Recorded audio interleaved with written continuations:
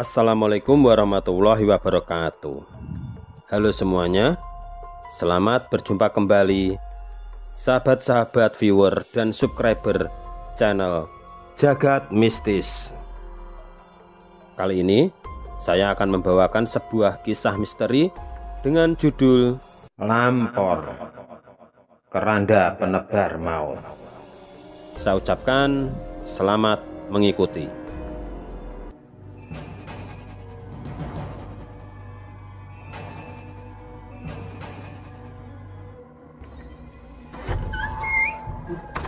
Malam itu, terlihat ayah sedang bertengkar dengan Mas Har. Beberapa kali, Mas Har menuduh ayah adalah orang tua yang pilih kasih. Ya, mungkin itu dikarenakan karena sifat Mas Har sendiri yang selalu semena-mena terhadapku. Sebenarnya, ayah itu orang tua yang sangat adil. Dia tidak pernah membeda-bedakan anaknya. Ya, mungkin karena dia melihat aku selalu mengalah dan Mas Har selalu semena-mena, maka beliau selalu membelaku. Dan itu menjadikan Mas Har merasa kalau ayah itu selalu pilih kasih. Seperti pada malam hari ini. Malam ini ayah berniat membagikan warisan tanah kepada kami berdua, di mana tanah yang posisinya strategis itu dibagi dua untukku dan untuk Mas Har. Dan tanah yang posisinya berada di tempat-tempat yang kurang strategis itu juga dibagi dua untuk kami berdua. Namun Mas Har berpendapat beda. Dia merasa dia itu lebih tua, jadi dia berhak mendapatkan tanah-tanah yang posisinya lebih strategis. Tentu saja hal itu membuat ayahku marah. Namun aku segera menengahi. Aku katakan kepada ayahku, kalau aku tidak apa-apa menerima tanah yang posisinya berada di tempat yang kurang strategis. Yang strategis biarlah untuk Mas Har saja ya. Yang penting kita semua damai dan tidak ada yang bertengkar. Mendengar hal itu, ayahku mendekatiku dan mengelus-ngelus kepalaku. Yalah Lele, kamu itu sejak kecil kok mengalah terus, kata ayahku. Gak apa-apa ya, yang penting kita semua itu jangan sampai ada yang bertengkar. Yang penting kita semua itu rukun. Melihat hal itu, Mas Har bukannya hatinya tersentuh, namun malah berkata semakin keras. Itu kan ya, kamu lihat kan, Firly saja tidak ada masalah kok. Dia menerima apa adanya. Kenapa ayah marah-marah, kata Mas Har dengan bersungut-sungut.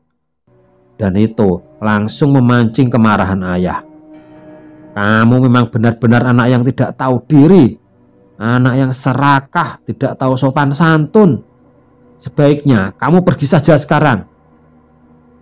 Aku tidak sudi melihatmu lagi, kata ayah langsung mengusir Mas Har. Dengan bersungut-sungut, Mas Har pun langsung pergi dari rumah. Aku sendiri kadang juga tidak habis pikir dengan Mas Har. Dia itu sudah mempunyai pekerjaan yang tetap. Dia seorang pegawai negeri yang jabatannya juga sudah lumayan tinggi. Bahkan dia juga sudah dibuatkan oleh ayah rumah yang sangat bagus. Dia juga mempunyai mobil yang mewah, tapi masih saja merasa kurang. Dan mungkin karena perangainya yang kurang baik itulah yang membuat rumah tangga Mas Har tidak pernah bertahan lama. Mas Har ini sudah menikah 3 kali. Namun dalam setiap pernikahannya tidak pernah berumur lebih dari 5 bulan. Setiap menikah baru beberapa bulan sudah bercerai. Dan sekarang Mas Har menjadi seorang duda yang belum mempunyai anak. Malam itu juga aku berniat pergi ke rumahnya Mas Har dan membujuknya jangan marah lagi. Intinya aku menerima saja kalau bagianku tanah-tanah yang kurang strategis.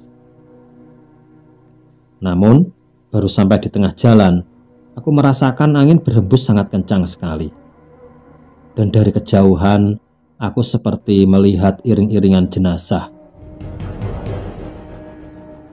Setelah iring-iringan jenazah itu sudah dekat, aku hanya melihat keranda itu diusung oleh 4 orang dan tidak ada pengiringnya sama sekali.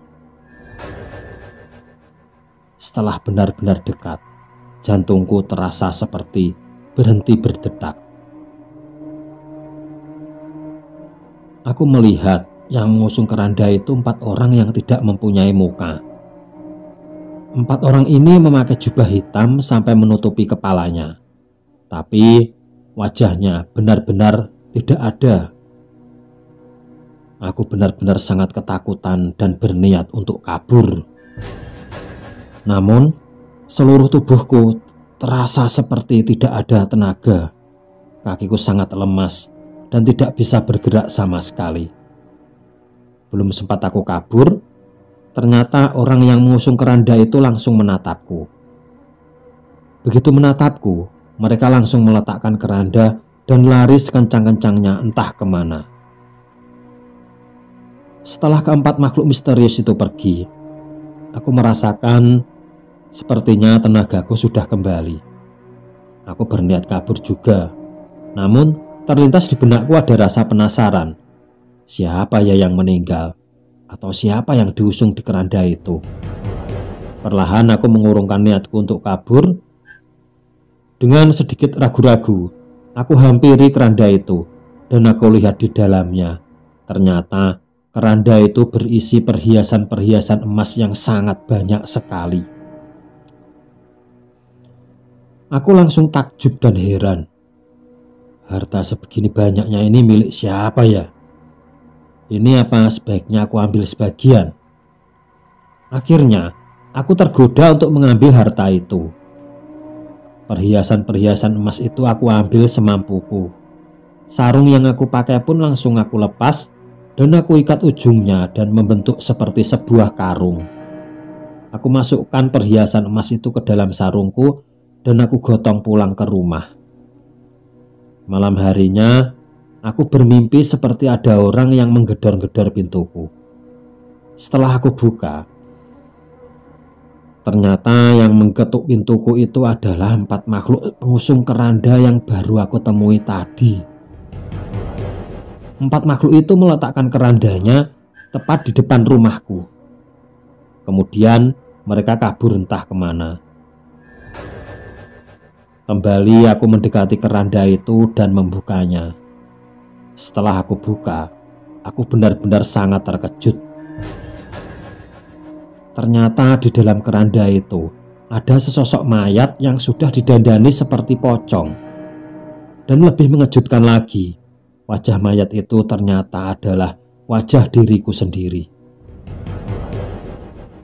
Aku pun langsung berteriak ketakutan dan akhirnya aku terbangun dari mimpiku. Keesokan harinya, pengalamanku tadi malam dan juga mimpiku, aku ceritakan kepada ayahku. Ayahku langsung menepuk jidatnya berkali-kali dan menasihatiku. Firly, kamu itu kok sembrono sekali. Kamu tahu tidak, dulu ada teman kakekmu yang juga mengalami hal seperti itu. Dia mengambil perhiasan dari keranda dan didatangi keranda yang isinya mayatnya sendiri. Dan beberapa hari kemudian, teman kakekmu itu langsung meninggal.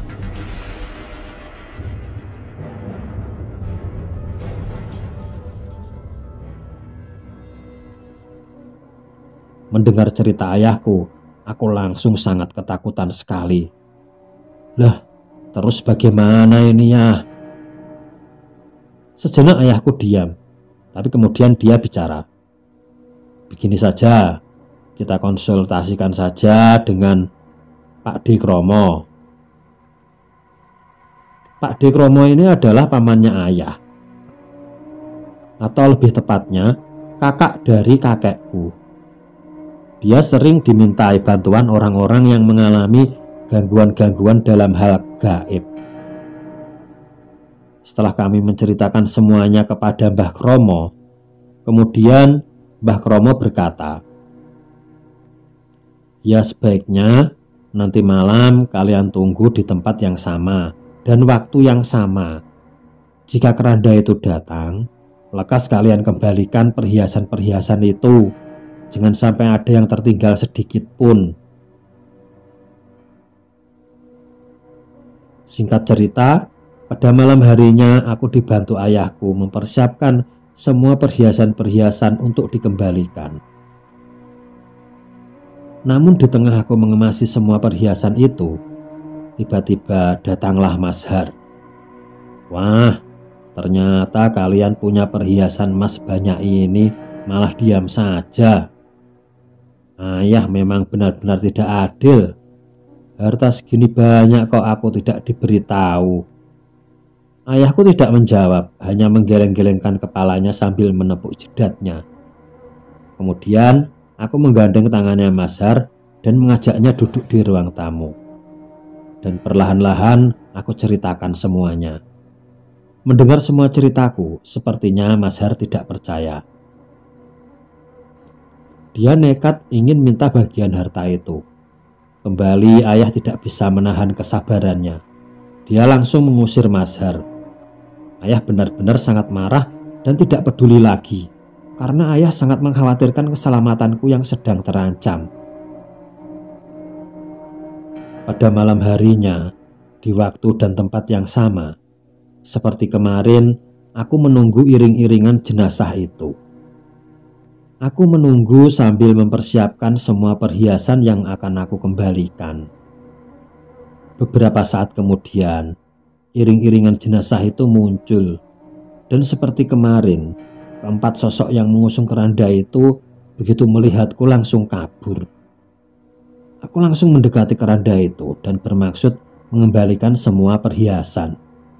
Namun, tiba-tiba Mas Har muncul di belakangku. "Ada apa, Mas?" tanyaku. "Gini saja, Firly, kamu itu ya gak usah percaya beginian. Sudahlah, ini hartanya buat aku saja.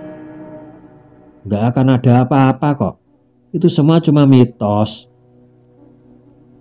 kata Mas Har sambil langsung merebut perhiasan yang akan aku masukkan ke dalam keranda. "Jangan, Mas, ini berbahaya," kataku, sambil terus berusaha mempertahankan harta itu. Namun Mas Har benar-benar sudah kalap. Dia mendorongku sampai aku hampir terjatuh. Dan perhiasan itu semuanya dibawa pulang oleh Mas Har.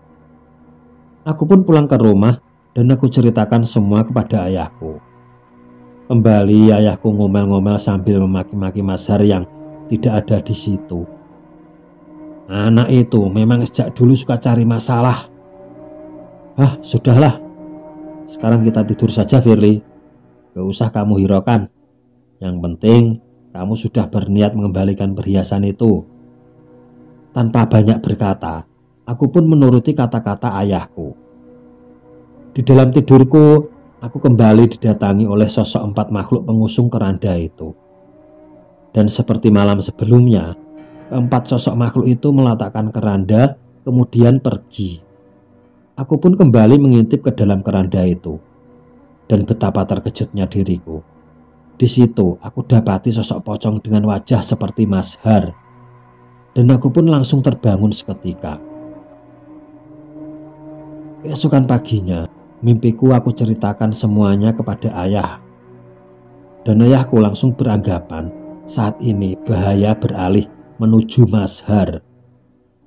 Walaupun ayahku benar-benar sangat marah kepada Mas Har, namun sebagai ayah, beliau tetap berusaha melindungi anaknya.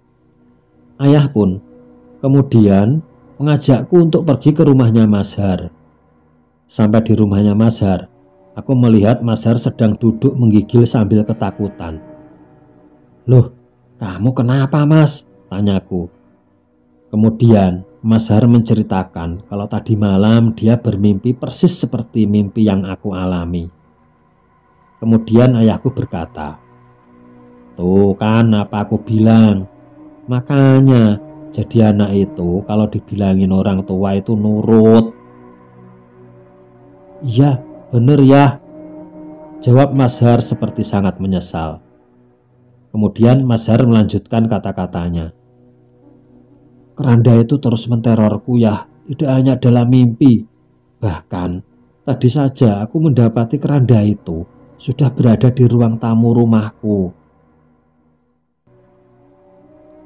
Ternyata Mas Har diteror tidak hanya dalam mimpi.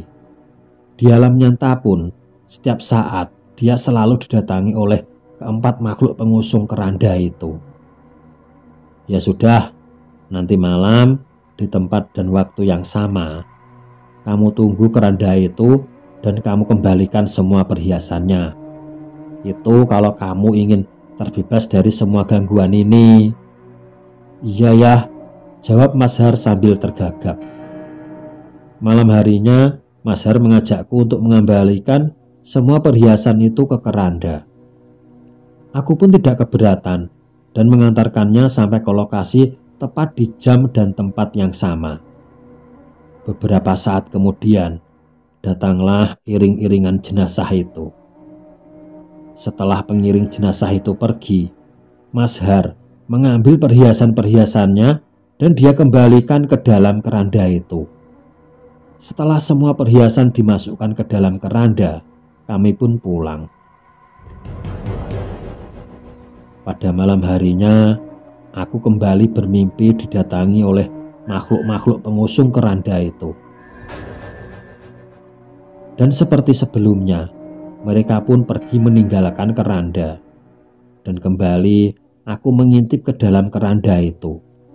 Setelah aku mengintip ke dalam keranda itu, ya memang di situ tidak ada mayat. Namun aku sangat heran karena di dalam keranda itu ada 2 potong tangan. Sepertinya 2 tangan yang baru saja dipotong dari seseorang. Dan itu benar-benar sangat mengerikan. Lebih mengerikan daripada melihat pocong. Aku pun berteriak sangat ketakutan sampai terbangun dari tidurku. Kembali aku ceritakan mimpi itu kepada ayahku. Ayahku juga heran. Apa yang sebenarnya terjadi? Kenapa aku bermimpi seperti itu? Beberapa saat kemudian, aku mendengar ada orang mengetuk pintu. Setelah aku buka, ternyata Pak RT mengabari Mas Har sedang sakit keras. Tangannya tidak bisa digerakkan. Kami pun langsung bergerak menuju ke rumahnya Mas Har. Sampai di rumahnya Mas Har, aku sangat terkejut melihat kedua tangannya Mas Har bengkak sangat parah. Dan yang lebih mengejutkan lagi, aku melihat di pergelangan kedua tangannya Mas Har terdapat gelang. Aku jadi ingat kalau tidak salah itu gelang perhiasan dari keranda itu. Aku pun langsung bertanya kepada Mas Har. Ya ampun Mas, ini apa gelang dari perhiasan itu Mas? Kenapa tidak kamu kembalikan semuanya? Tanyaku benar-benar sangat menyesali perbuatan Mas Har. Mas Har pun tidak sanggup menjawab karena dia sedang menahan rasa sakit yang teramat sangat. Akhirnya kami membawa Mas Har ke rumah sakit. Setelah beberapa hari dirawat, ternyata dokter akhirnya memutuskan kalau tangannya Mas Har harus diamputasi. Sudah tidak ada jalan lain lagi. Akhirnya Mas Har benar-benar kehilangan kedua tangannya. Semenjak Mas Har kehilangan kedua tangannya itu, dia seperti orang yang stres. Kepercayaan dirinya benar-benar lenyap. Setiap hari hanya bisa mengurung di dalam rumah. Setiap pagi, siang, dan malam, aku selalu mendatangi rumahnya Mas Har untuk mengirimkan makanan. Dan terkadang aku membantu menggantikan bajunya. Namun selama aku merawat Mas Har benar-benar tidak berbicara sepatah kata pun. Dia benar-benar terpukul batinnya karena sekarang sudah menjadi orang yang cacat. Beberapa hari kemudian, aku mendengar kabar yang sangat mengejutkan. Di bawah jembatan, seorang pemancing menemukan mayat yang kepalanya pecah di atas batu besar. Kemungkinan besar orang itu jatuh dari jembatan. Setelah kami semua mengevakuasi mayat itu, ternyata itu mayatnya Mas Har. Entah apa yang terjadi dengannya. Apa karena dia terjatuh? Namun banyak pula yang berasumsi mungkin dia sengaja menghabisi nyawanya sendiri karena tidak kuat menanggung tekanan jiwa akibat kehilangan kedua tangannya. Setelah kematian Mas Har, karena Mas Har ini tidak punya anak istri, otomatis semua hartanya Mas Har dengan sendirinya menjadi milikku. Entahlah, aku harus senang atau sedih. Ya mungkin senang karena aku mendapatkan harta warisan seutuhnya. Namun di sisi lain, aku benar-benar sangat sedih karena kehilangan Mas Har. Walaupun sejak kecil sampai dia dewasa, Mas Har selalu bersikap buruk kepadaku. Namun sebagai adik, aku tetap menyayanginya sepenuh hatiku. Aku benar-benar kehilangan dirinya. Dan akhirnya cerita ini selesai sampai di sini. Terima kasih untuk teman-teman semua yang sudah menyimak video kami kali ini. Semoga saja kita bisa mengambil sisi positifnya dan membuang jauh-jauh sisi negatifnya. Jangan lupa komen, like, dan subscribe. Sekian dan terima kasih. Semoga bermanfaat. Wassalamualaikum warahmatullahi wabarakatuh.